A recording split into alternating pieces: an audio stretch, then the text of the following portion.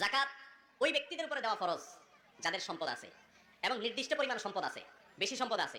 স্বর্ণ অথবা রূপা, শুধু স্বর্ণ থাকলে 7.5 ভরি স্বর্ণ আর রূপা থাকলে 52.5 তোলা রূপা, এই পরিমাণ যদি গহনা থাকে তাহলে প্রতি বছর ওইটার যে বাজার মূল্য বিক্রয় করতে গেলে এখন যে মূল্য আসবে সেই মূল্য অনুযায়ী শতকরা 2.5 টাকা, 1,02,500 টাকা এই হারে যাকাত বের করে বছরে একবার সেটা গরিবকে দিতে হবে। কথা কি বুঝতে পারছি? আর যদি নগদ টাকা থাকে তাহলে ওই যে রূপা 52.5 তোলা রূপা কেনার জন্য যে টাকা দরকার হয়, সামান্য কিছু টাকা হলেই আজকাল হয়ে যায়, 50,000-এরও কম সম্ভবত, এই টাকা হলেই 52.5 তোলা রূপা কেনা যায়। 52 তোলা রূপা কিনতে যে পরিমাণ টাকা লাগে, যখন যে বছর আপনার কাছে টাকা আছে বাজারে কি দাম আছে সেটা দেখে ওই পরিমাণ টাকা যদি আপনার ব্যাংকে থাকে অথবা কাউকে হাওলাত দিয়ে রাখছেন অথবা ক্যাশ আছে অথবা দোকানে মালের আকারে আছে, যেভাবেই হোক ওইটা সম্পদটা যদি আপনার কাছে থাকে, যাকাত দেওয়ার মতো সম্পদ, এক বছরে একবার যাকাত দিতে হবে। বছরে কয়বার যাকাত দিতে হবে? অনেক মানুষ আছেন যে আমরা মনে করি গরিব, অথচ তার উপরে যাকাত ফরজ, কারণ 52 তোলা রূপার দাম সামান্য, এই টাকা আজকাল অনেকের কাছেই আছে। এই টাকা যদি এক বছর থাকে তাহলে একবার যাকাত দিতে হয়। যাকাতটা আমাদের সমাজে খুব কম মানুষ আদায় করে, দিতে চায় না, মনে করে সম্পদ সব আমার, ভোগ করে। আসলে মরার সময় সব রাইখা কবরে চলে যায়, ঠিক না ঠিক?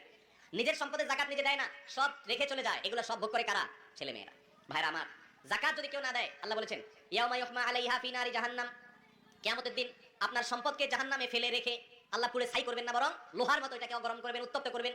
যার সম্পদ যত বেশি তার শাস্তি তত বেশি হবে যদি সে যাকাত না দেয়। আর ওই পাতকে গরম করার পরে তার কপালে, তার পিঠে